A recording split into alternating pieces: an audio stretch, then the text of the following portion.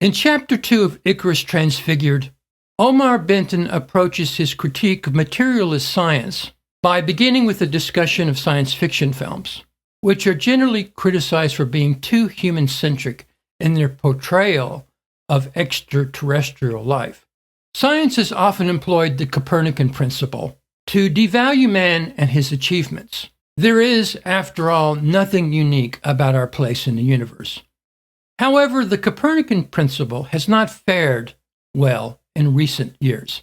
We have discovered that our yellow dwarf star is an unusually quiet specimen of the type, and that we live in a quiet part of the Milky Way galaxy where we are not constantly bombarded by radiation and asteroids. The list of counter-arguments against the Copernican principle grows by the day. So science is more quiet these days on how extraterrestrial life is likely many orders of magnitude of greater complexity than ourselves.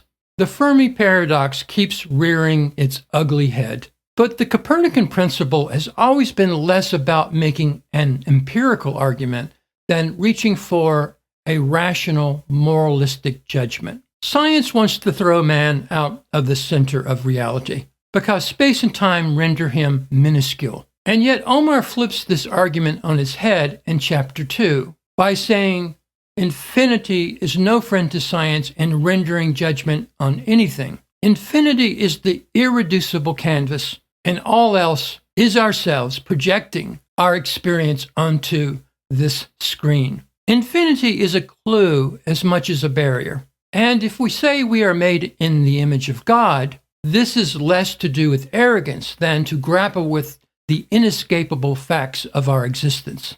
We do not act on a stage in a dark, empty theater because the void that stares back at us from across the footlights only has the appearance of being cold and impersonal. Rather, this is a membrane fashioned of unusual material. When we knock on it or speak into its echoes, God answers, if only we are willing to recognize the genius in this method of communication. When we are left alone with our thoughts, they often assemble themselves in the most miraculous ways. They appear to emerge out of an engulfing silence. Yet they impress our minds with the conviction of moving and persuasive campfire stories. Whether this story comes by way of science, science fiction, or some other inspired form of poetry, it is not a monologue born of arrogance, but the immaterial soul painting itself on its immaterial canvas, which permeates and saturates every pore of our being with purpose. Back in the 1990s, I built a classical music collection, which covers the complete history of classical music. I think there is a natural attraction of autistics to complicated musical and mathematical structures, and perhaps one has to be on the spectrum to fully appreciate how mind-blowing and beautiful this musical history is. The same argument may be made for jazz repertoire, or any musical tradition that draws on a virtuosity and creativity of the human mind. I fully accept that such complexity may be found in countless other disciplines, and but for our limited attention spans, we would be able to absorb and appreciate these intricate feats of engineering and human ingenuity. I always felt a sense of sadness when I thought about all the people who would never experience a Beethoven symphony or Debussy prelude in all its brilliance. Such complexity does not belong to a single individual or group of aficionados, but to the cosmos itself. We sent a Bach-Brandenburg concerto out on a Voyager space probe, but beyond the narrow dictates of space and time, Bach's music was already stamped on every corner of the universe simply by virtue of its intrinsic value. Those who devalue the concept of intrinsic value are, to be honest, impoverished without knowing it. For example, many autistics have expertise in one or two areas, but are indifferent and dismissive to all else.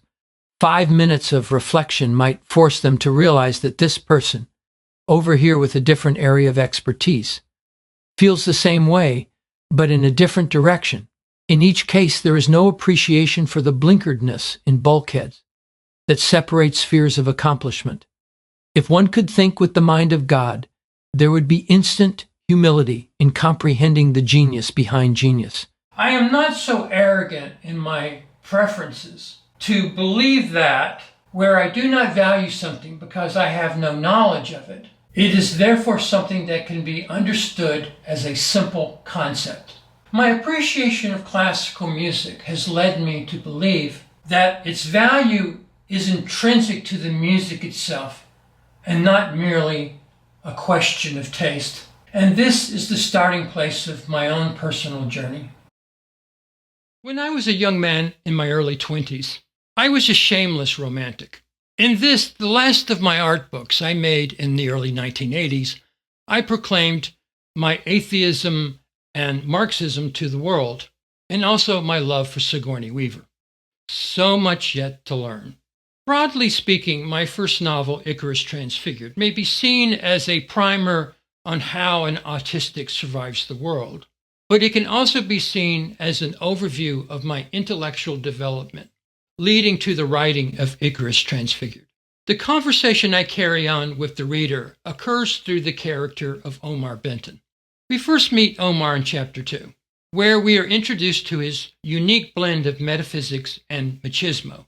Omar was based on my best friend in graduate school, who was largely responsible for my post-college education in philosophy. He bought me books through the years, written by authoritative sources within their respective fields of expertise. We began with Joseph Campbell's Primitive Mythology, and then proceeded in a survey of Western philosophy, with an emphasis on Walter Kaufmann for Nietzsche, and culminating with Brian McGee for Schopenhauer. I bought many books myself, especially featuring Kaufmann's writings or his translations of Nietzsche. Later, I took control of my education, where I examined Popper's philosophy of science, and later speculative quantum physics and natural selection. In nothing that I have digested over the past 40 years has my faith been shaken in my belief that reality is metaphysical in nature. This journey through ideas began with doubt and ended with a return in belief in God, where Omar is me thinking out loud through the pages of my novel. His letters, which begin many chapters in Icarus Transfigured, provide a way to understand both the themes and ending of my book. As for Nietzsche, what I loved most about him was his poetic flair as a writer. He was a creature of his time, in that his writings borrow some of the mood and color from the symbolist movement. Symbolist painters were less interested in realism and more interested in imagination and lifting the veil between worlds. I wanted to give Omar some of Nietzsche's gift for beautiful language. In each chapter where one of Omar's letters appear, he builds on some aspect of his philosophy. If you really want to understand Icarus Transfigured, then I urge you to watch these videos as they become available. You will not be disappointed.